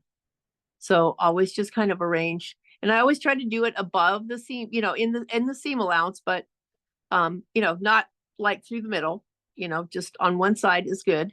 And then I just push towards where that point needs to go with the larger tip. And then you can watch it kind of form because you can see your stitches there.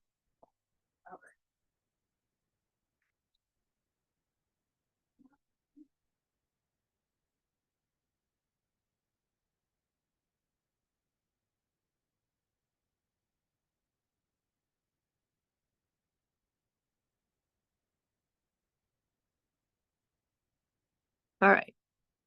And this is going to fold in here. And then this is going to fold in here. So you'll be able to maneuver those when you're done stuffing. Okay, let's get all this tape off that makes this look like one of those funny little purses.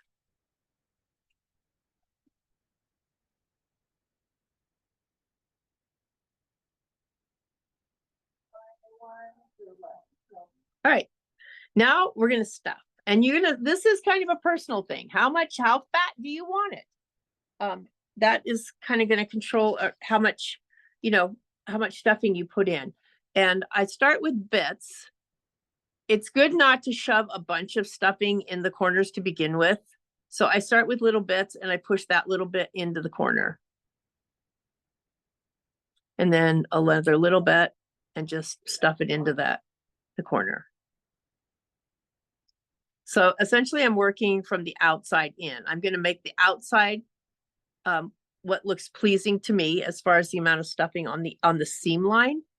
All right, I want to do that first, and then I can fill in through the center. So just a little bit at a time, maneuver it into the corners. You can push it around a little bit. If you put a big wad in there at one time when you're doing this, you're going to find that it's really going to be hard to spread it out to where you get it just where you want it.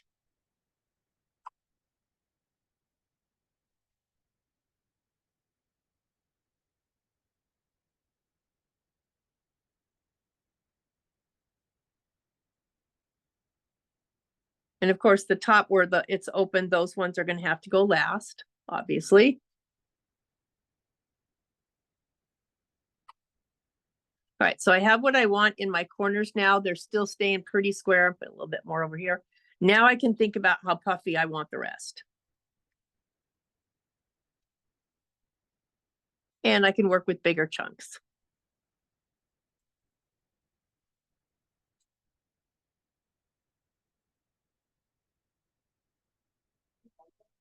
So see, I can make it really full and still maintain my corners by, making sure that I put the stuffing in the corners first.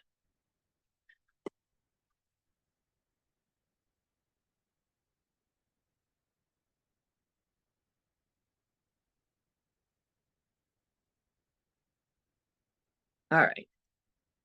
Take some of that out. All right, so I've got it kind of how I want it. And the last bit here, around the corners here, I'm going to do as I stitch.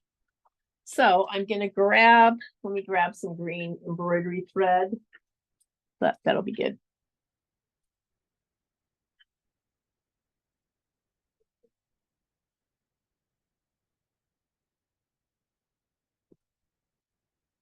And I'm going to go ahead and get my little lipstick container that has my needles in it.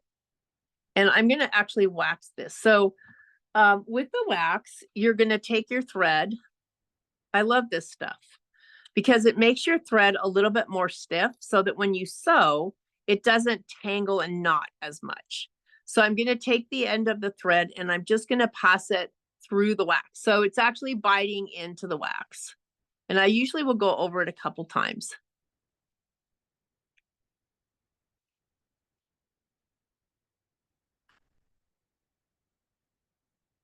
So I'll take this now and I'll go again in the opposite direction. All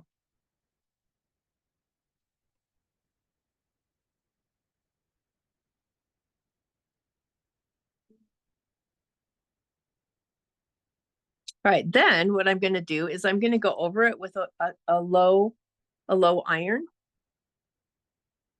and pull it through. And that melts the wax onto the thread.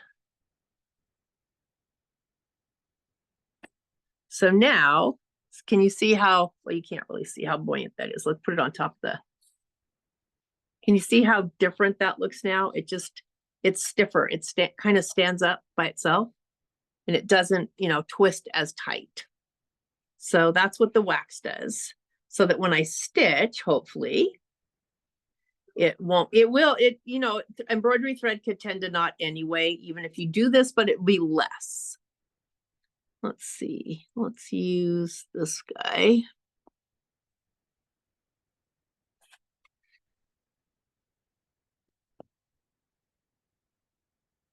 Yeah, I mean, you're. It also makes it easier to thread because it's stiff.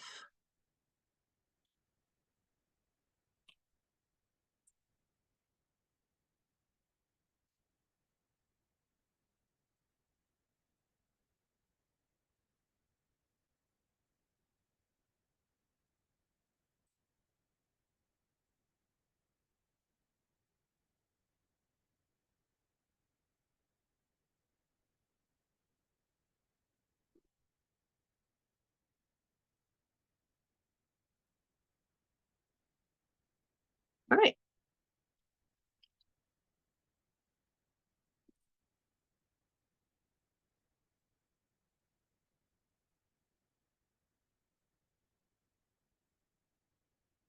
So I'm going to start down at this end. I'm going to bring the needle through from the inside. And you can also fold and clip in the middle if you want. And I'm going to go ahead and sew this part, and then I'll come back and see if I need to put any more stuffing in there.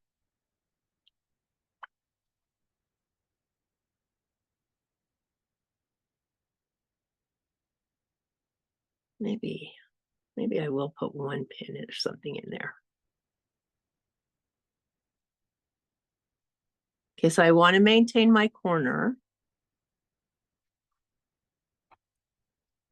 And I'm just going to come in.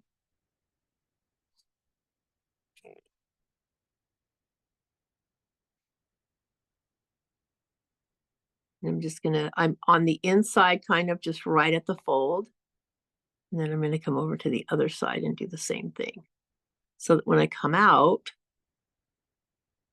I've made like just a little ladder across the top.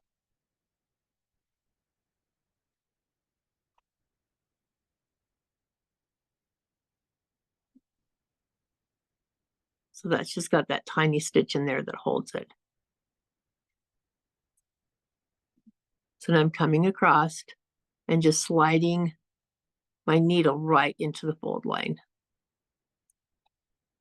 And then coming over to the other side and doing the same thing. So as I slide the needle into the fold line, it makes a little ladder, a little whip stitch across the top.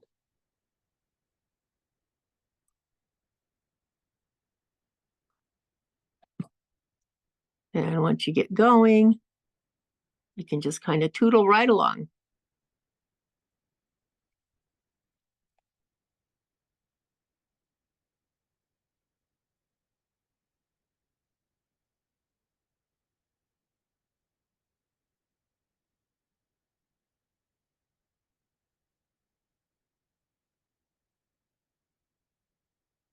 Come on.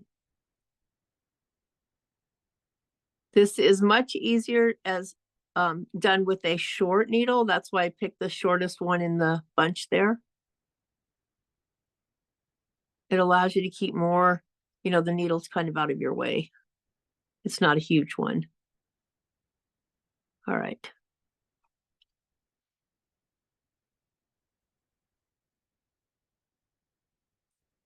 All right, so that part's closed. And I didn't get any stitches that tried to get away from me. So now I can actually put a little bit more stuffing in there. I can work it into that corner.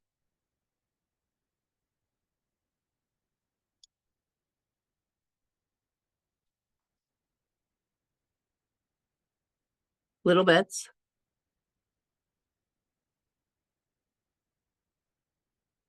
See, it still looks nice corner, just like all the others. All right.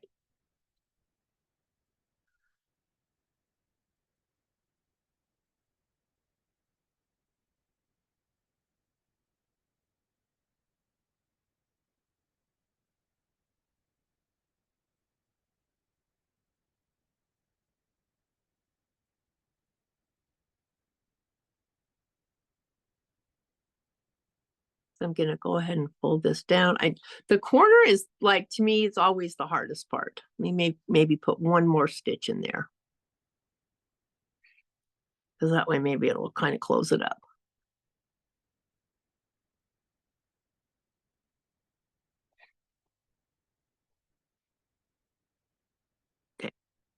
Now I'm going to fold this in. And remember, we didn't get to clip these corners because we're folding these corners. So if it feels a little awkward, it is. All right, so that one's folded.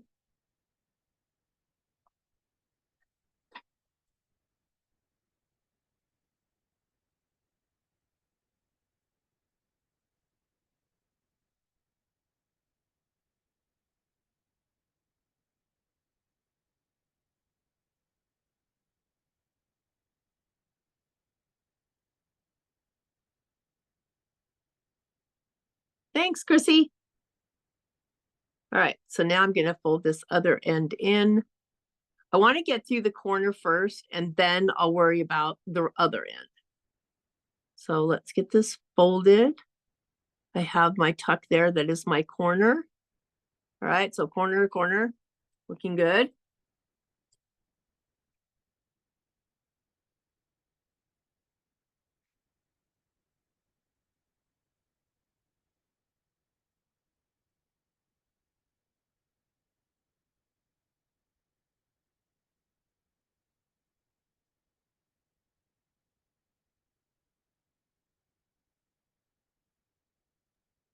Thanks, Michelle. See you next time. So I'm Okay, doing really short stitches right now because I want to close that corner up, and my thread keeps wanting to be friends with my petal. So I want this closed. So I'm going to do a couple extra stitches in this area because that way I can go ahead and stuffing in there. And it won't come undone. So remember, this is the first corner, and this is, I want this still to be a point. So I'm getting a couple extra stitches in there and closing it first, nice and tight, and then I'll put stuffing in there.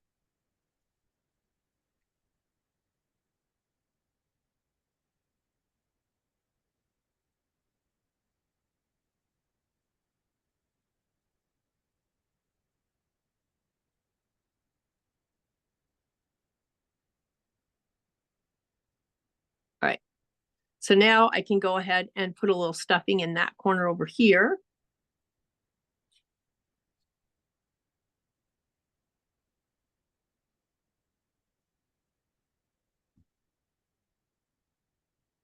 Or if you are at any time decide that you want to buy the bags of the pincushion filling, which is like the cracked nuts that are all ground up to make it a heavier, more pincushion-like feel, you can actually close the pincushion and only leave enough for a really small funnel.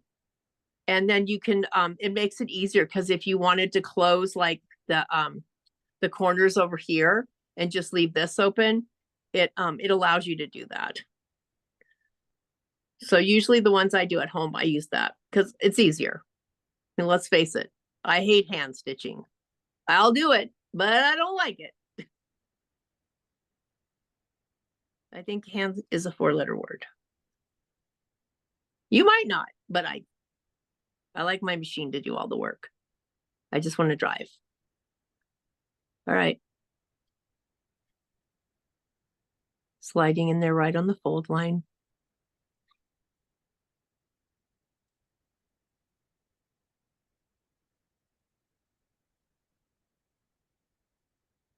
Hi, Momo. What you doing, buddy boy? Momo's in the house today. He's over here licking his lips because he knows I'm the one that has all the treats. Because I hide them everywhere for them. You have to wait, buddy. I know, you're like me. You don't like to wait. He's like, well, I'll go do something else then. All right. I am almost to the end. I still need to put just a slight bit of stuffing in there. So here we go.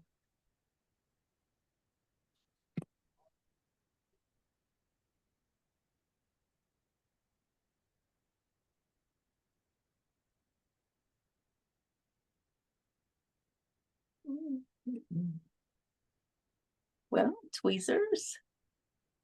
There they are.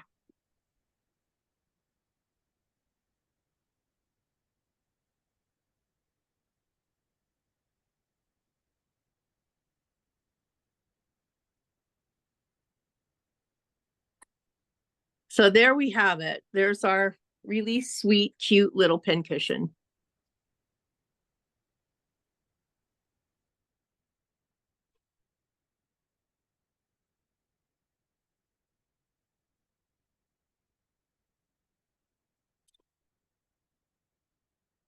And I'm trying to get enough in so that it's kind of, I can kind of, you know, flatten this all out and it's as much poof as the rest.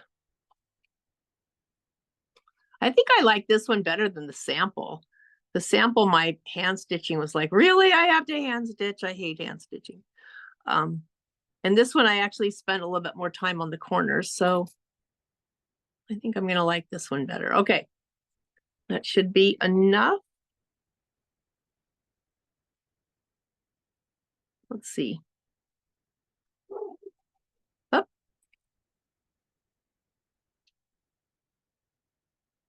A little bit more.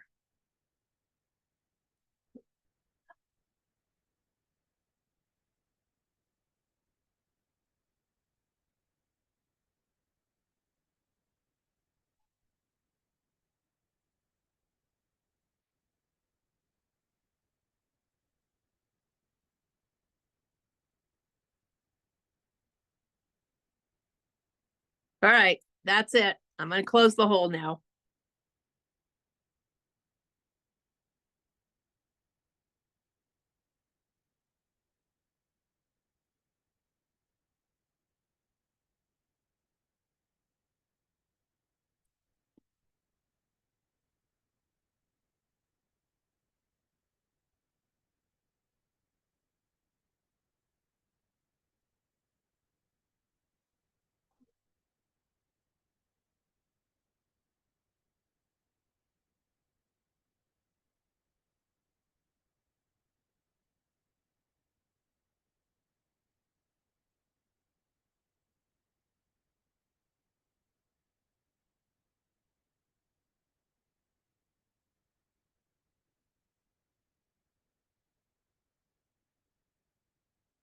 So notice that through this whole process, not once, other than getting stuck around the petals, did my my thread become knotted.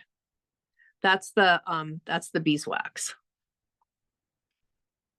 All right, so now let's see if I can do one of those fancy schmancy knots.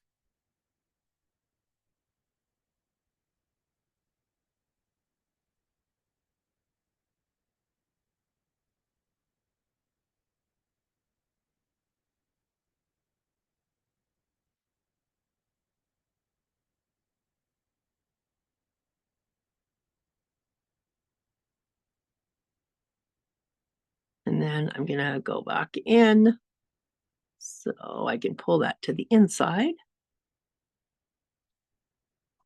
And just pull my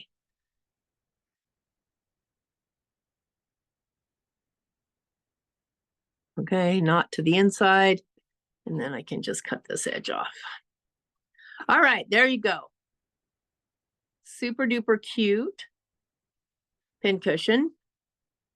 Let me give it a little massage here so we get all the poof in the right place. Look at that. How cute is that, you guys? Was that fun? Did you guys have a good time? All right. Any questions? Oh, wait a minute. I see something in the chat box. Let's see here. Yes, it will be on YouTube. So what I'll do is it takes a while, so you have to be patient. It doesn't, YouTube has to process the video. And then I have to download it from YouTube and upload, or download it from Zoom and upload it to YouTube. So I will send you a link as it's loading into YouTube. If you get the email as it pops into your browser, don't go click on YouTube then, because it hasn't had a chance to load yet. So if you get a click and it doesn't go anywhere, it's because you haven't waited for it to get all the way uploaded. So it'll be on YouTube. Again, depends on how crazy the store is, but it should be on YouTube within a couple of hours. So it's 12:36. Hey, we actually stayed within our allotted time. It's 12:36, so probably figure about 3 o'clock. It might be before that, but figure by 3. Thank you so much for stitching with me today. I always have such a great time. Let me say goodbye. Hello. Thank you, Michelle. Bye. Whoops. Apparently the camera didn't like me today either. Oh, how cute, Leslie. Oh, you used Halloween fabric too, huh? No, it's not Halloween. It's from one of the Me Time boxes. Oh, how But fun. you know, I wasn't gonna do this because I thought, I don't need another pincushion. But this is a really cool project. Thank Isn't you. it fun? Isn't it a great gift? Even if you don't use it for yourself, it's a fun gift. Yeah, right? thanks, Michelle. You're welcome. Thank you guys for stitching with me. And I will Thanks, see you Michelle. later. Bye-bye. Bye. Bye.